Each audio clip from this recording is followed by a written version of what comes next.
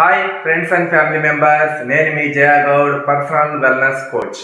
నేటి కాలంలో ప్రపంచవ్యాప్తంగా చాలామంది రక్తహీనత సమస్యతో బాధపడుతున్నారు. అంటే ఎనీమియా సమస్యతో. ఇది పురుషులతో పోల్చితే స్త్రీల్లో ఎక్కువగా కనిపిస్తుంది. శరీరంలో హిమోగ్లోబిన్ తక్కువ అవ్వడం వల్ల ఎర్ర రక్త కణాల సంఖ్య తగ్గడంతో రక్తహీనత అంటే ఎనీమియా సమస్య వస్తుంది. హిమోగ్లోబిన్ అనేది ఎర్ర రక్త కణంలో కనిపించే ఒక రకమైన ప్రోటీన్.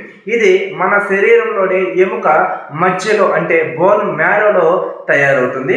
ఇది ఎర్ర రక్త కణాలకు రంగును ఇవ్వడమే కాక ఊపిరితిత్తుల నుంచి ఆక్సిజన్ను శరీరంలోని అన్ని అవయవాలకు తీసుకుని వెళుతుంది. రక్తహీనతతో బాధపడుతున్న వారి శరీరంలోని అవయవాలు సరిగా పని చేయకపోవడంతో వారికి అనేక అనారోగ్య సమస్యలు దరిచేరుతాయి. సాధారణంగా ఆడవారిలో ప్రతి 100 మిల్లీలీటర్ల రక్తంలో 11.60 నుంచి 15 గ్రామ్స్ వరకు ఉండాలి. మగవారిలో అయితే 16.6 గ్రాములు రక్తం ఉండాలి. తక్కువైతే దాన్నే రక్తహీనత కలిగి ఉన్నారని అర్థం చేసుకోవాలి.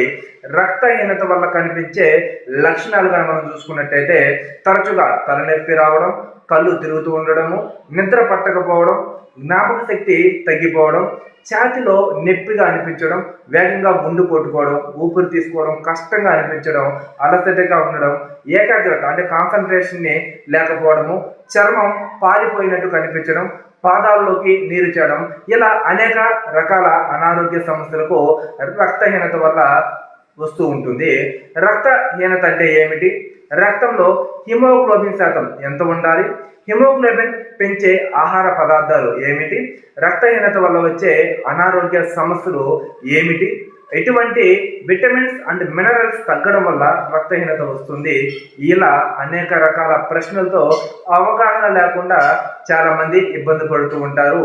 సరైన అవగాహన తీసుకుంటూ మన శరీరానికి కావలసిన పోషకాలు కలిగిన ఆహారం తీసుకుంటూ జీవనశైలిలో మార్చుకుంటూ రక్తహీనత అనే సమస్య నుంచి మనం బయటపడాలి అనుకుంటున్న వారు క్రింద కనిపిస్తున్న మొబైల్ నెంబర్కి కాల్ ఆర్ హాయ్ అని మెసేజ్ చేయండి. అదేవిధంగా మీకు తెలిసిన వాళ్ళకు ఈ వీడియోని షేర్ చేయండి. చాలా బాగా హెల్ప్ అవుతుంది. Thank you for watching this video. Thank you so much.